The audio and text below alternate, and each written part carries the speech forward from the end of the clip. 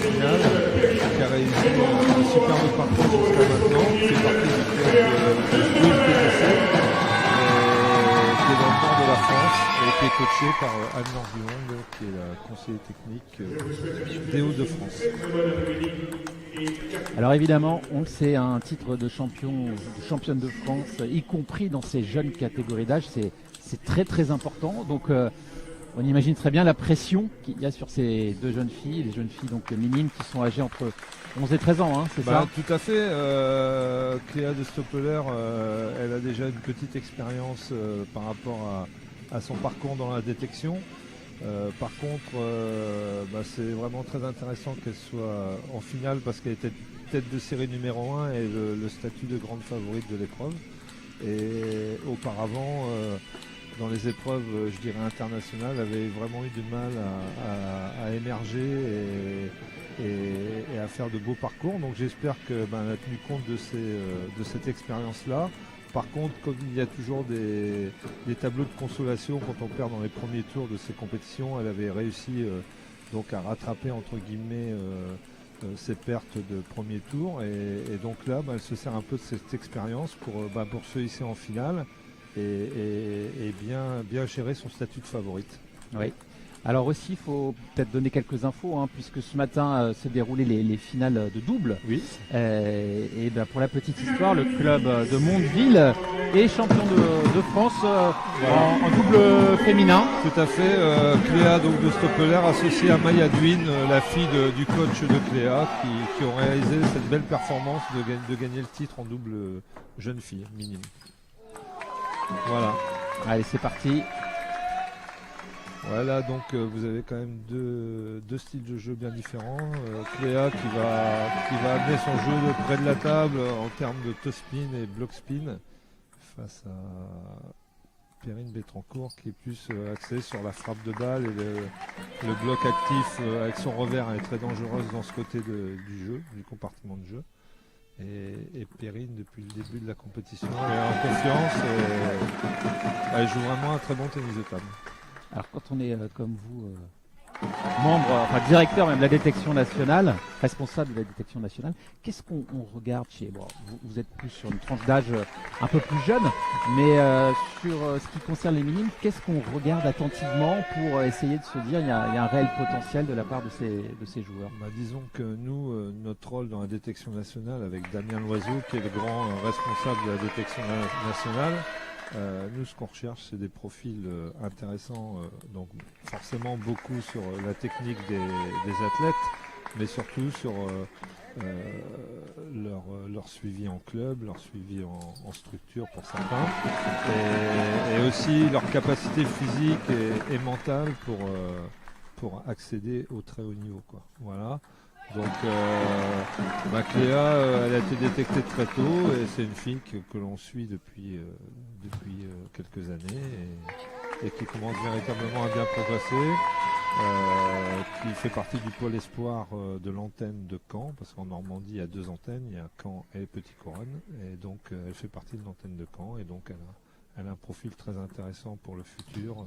Pour aller dans les équipes de France cadettes, puis juniors, voire seniors plus tard. Nous, ce qu'on essaie de leur inculquer, c'est que le parcours est long. Et voilà, je veux dire, aujourd'hui, la finale des championnats de France mini, ça fait partie d'une étape dans leur parcours qui est très intéressante en termes d'expérience. Une table au milieu de la salle, avec du monde dans la salle. Voilà. Et c'est ce qui va leur amener un peu plus tard dans leur carrière. Je dirais au quotidien en jouant dans les championnats par équipe de pro, équipe d'Europe ou autre, et aussi participer à des pro tours dans les catégories jeunes, en cadet junior déjà. Et puis après, essayer de se qualifier au championnat d'Europe, qui est la référence de l'élite jeune européenne. Et sur les prochains championnats d'Europe auront lieu en République tchèque, hein, voilà, c'est à Ostrava, voilà, et ce sera en juillet prochain. Et pour le moment, c'est Cléa de Stoppeler qui remporte donc cette première manche 11-7, alors qu'elle a été menée un petit moment. Là, ça joue par série de points. On s'aperçoit qu'il n'y a pas beaucoup d'échanges pour l'instant. Je pense que les deux joueuses sont un peu stressées par l'enjeu. Elles sont plus dans l'enjeu que le jeu pour l'instant. Et c'est vrai que les échanges sont très courts, c'est service, démarrage et souvent des fautes bêtes. Donc il va falloir peut-être déjà à Perrine d'essayer d'amener un peu plus de tenue de balle dans l'échange. Et Cléa continuer comme elle l'a fait quand elle est revenue au score en durcissant ses prises d'initiative. Et vous voyez que bien sûr Cléa est vraiment largement supportée par le public ici à Mondeville et c'est logique. Hein. Oui, il y a du monde sur ces championnats de France. Voilà, on aperçoit les maillots jaunes. Alors c'est pas les gilets jaunes, c'est les maillots jaunes de l'organisation. Très belle organisation, un petit mot d'ailleurs sur le club de Mondeville qui bénéficie de 110 licenciés. Hein, c'est l'USO Mondeville, club qui a été refondé en 2005. Il y a une équipe fille en N2, une en N3, une équipe garçon en N3.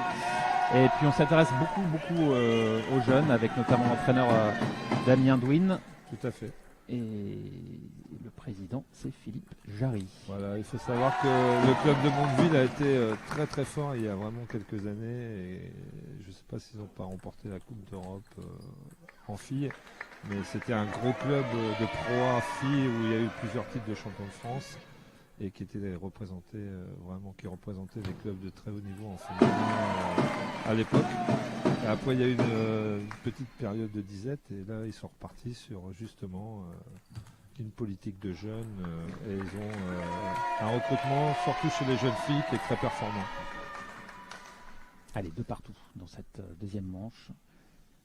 Alors dans la catégorie minime, on va retrouver 3 manches gagnantes, hein, c'est ça, au meilleur des 5 sets. C'est au meilleur des 5 manches. Là on s'aperçoit que Cléa continue à donner beaucoup de rotation sur la première balle et que Perrine a du mal à contrôler. Contrairement à ce matin où Perrine a joué Elise Pujol en demi-finale et Elise avait plutôt des trajectoires de balle un peu courtes et hautes. Et là forcément le jeu de compte de Perrine a fait son effet et elle a remporté la rencontre, je dirais logiquement. Alors que là Cléa donne des balles beaucoup plus dures en démarrage et Perrine on sent qu'elle n'arrive pas à s'appuyer sur cette balle, elle fait beaucoup de fautes de jugement de balle et ça profite à Cléa. Peut-être que ce temps mort va faire en sorte de retourner le match. Et c'est vrai que les temps morts en tennis de table, hein, on le voit souvent, notamment si vous suivez tout au long de la saison les matchs proposés avec l'élite de ce qui se fait de mieux en France, la Pro A. On voit que ces temps morts ont une réelle influence. Hein. Ils sont souvent demandés par le coach au bon moment et on voit que régulièrement ça peut changer complètement la donne. Tout à fait. Là on sent que Perrine elle a mené dans le premier set et derrière elle a eu une série catastrophique. Elle a perdu ce premier set. Elle continue à faire beaucoup de fautes et là je pense que le temps mort était bien pris pour essayer de relancer la partie et d'amener peut-être une autre tactique de jeu pour empêcher justement Cléa de développer son système de jeu en rotation. Allez, c'est reparti. Voilà, là on a pu s'apercevoir déjà que Perrine a flippé le service au lieu de pousser, donc elle reçoit moins de rotation derrière. Voilà, ça c'est un peu c'est le tennis de table en fait, c'est toujours avoir une idée d'avance sur l'autre, un coup d'avance sur l'autre et donc Cléa a bien répondu juste après le temps mort par rapport au changement de tactique de Perrine. Elle continue son petit bonhomme de chemin.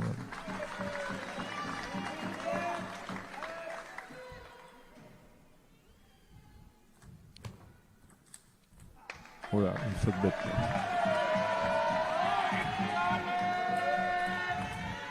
Allez, 6-5 pour le moment dans cette deuxième manche. La faute qu'on vient de voir de Cléa, c'est un peu son souci, c'est qu'elle est très régulière et très active dans le jeu d'initiative et de contre-initiative. Par contre, elle manque de puissance dans son jeu. Et là, on s'est aperçu qu'elle avait un coup à terminer très rapidement et elle a fait une faute bête. Voilà, donc là, elle démarre, elle enchaîne, tout ça, elle sait très bien faire. Après, parfois, elle a des coups forts à jouer dès les premières balles et ça, elle a encore du mal à s'exprimer là-dessus. Perrine, elle combat là, c'est bien, elle s'accroche, elle reste dans le match. On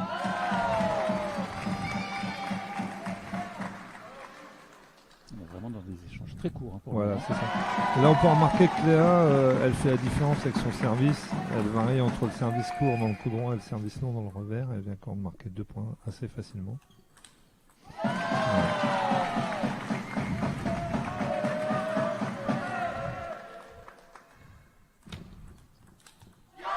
c'est un peu. Voilà. On Deuxième sait. manche remportée par Cléa de Stoppler.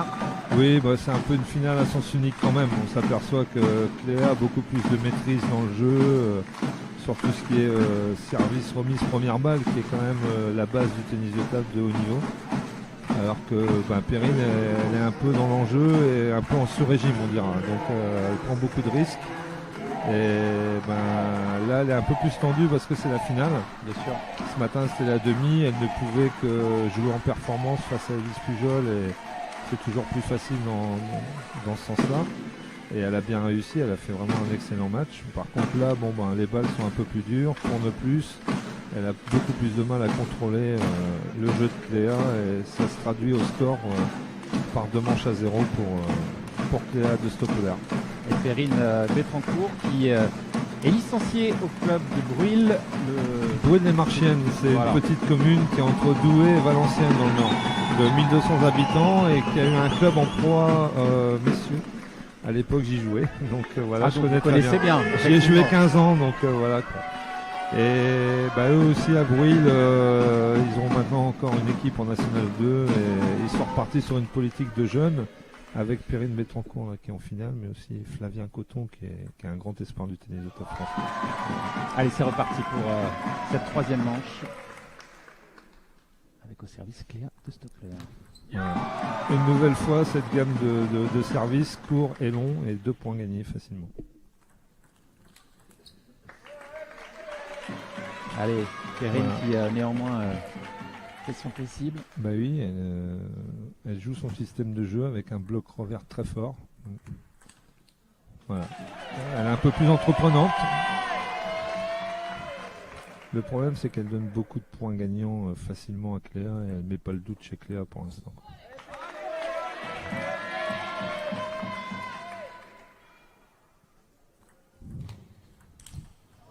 Voilà, une nouvelle fois, un coup dur mal négocié par Cléa. Il va pas falloir que Cléa se voit trop belle dans cette partie. Là, elle mène 2-7-0. Faut pas se tendre à ce moment-là, faut y aller. Faut continuer à jouer en gardant la bonne tactique de jeu. Et là, elle a fait 2-3 cadeaux à Perrine, ce qui se traduit au score. 5-3. Et c'est logique qu'à un stage là, on manque encore un petit peu de maturité. Oui, même si tout je à fait. trouve que Elles sont globalement, jeunes. de ce que j'ai vu aujourd'hui, je suis assez surpris par ces jeunes catégories où il y a déjà quand même une certaine forme de maturité. Ouais. C'est plus l'expérience qui manque que la maturité. Ouais, et puis la puissance aussi. Bien On sûr. s'aperçoit que là, on va voir la finale derrière avec les minimes garçons. Il va y avoir beaucoup plus d'échanges, beaucoup plus de présence physique dans l'aire de jeu. Là, on est vraiment dans le tennis de table féminin où ça joue beaucoup dans la vitesse, près de la table, tel ce point. Superbe point là, de Perrine. Enfin, un bel échange dans cette Ouais, finale. complètement. Très joli point. C'est le premier. C'est Perrine Bétrancourt qui est au service.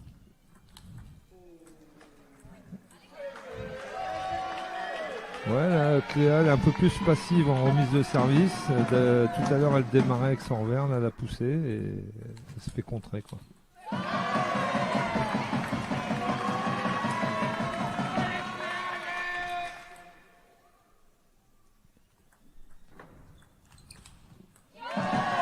Bien joué, là. Souvent derrière ce petit service du revers court, on prend le pivot et on démarre. Et c'est un peu le bon schéma de jeu qu'a joué Cléa. Alors on l'a vu sur notamment le premier set, Perrine qui avait bien entamé et qui s'est fait remonter, attention, Tout à fait. parce que là, elle n'a plus le droit à l'erreur. Perrine Bétrancourt. Et voilà, Cléa, le stopper qui parvient à égaliser. Hein. Bah, la balle est dure en rotation et elle est un peu sur l'arrière, Perrine, pour bloquer. Et forcément, elle prend l'effet de l'adversaire et elle fait la faute. Et elle passe devant. Ça aurait été bon de prendre un temps mort là, mais elle l'a plus parce qu'elle a dû le prendre très oui. tôt dans la partie. Et donc là, il va falloir qu'elle se débrouille toute seule pour essayer de choper. 2 balles de match. 2 balles de match pour la joueuse de Mondeville à domicile. Pour pourquoi pas obtenir un deuxième titre national ici. Ce qui serait vraiment superbe pour elle. Voilà, c'est fait. Et c'est gagné. Bravo. Victoire de Cléa de Stoppler, Superbe. la locale de l'étape, la joueuse de Mondeville qui, avec ce titre, bien décroche voilà, son deuxième Voilà. titre championne de France, puisqu'elle avait obtenu ce matin l'épreuve, le titre en double. Ouais, tout à fait. Cléa, encore une fois, a tenu compte de toute son expérience négative quelque part, mais qui se transforme avec un superbe titre national et un beau titre de championne de France minime. Je pense que ça va lui donner beaucoup de confiance et je pense que ce titre va lui amener un gros déclic dans le futur. Complètement. Voilà, ce public ravi et conquis par la prestation de la jeune joueuse. Tout à fait. Et puis bon, Perrine qui réalise une belle médaille d'argent parce que bon, je pense qu'elle aurait signé avant le début de la compétition d'être en finale des championnats de France minime. Donc bon, il faut quand même souligner son très beau parcours durant ce week-end. Bien sûr. Là, dans la finale, on a senti vraiment qu'il y avait trop de points gagnés facilement par Cléa et Perrine n'a jamais su trouver la bonne cadence pour la perturber. Il y a eu trop de fautes directes, trop de gâchis. Voilà, un beau titre pour Cléa de Stoppler. On va pouvoir enchaîner dans quelques instants avec leurs homologues garçons.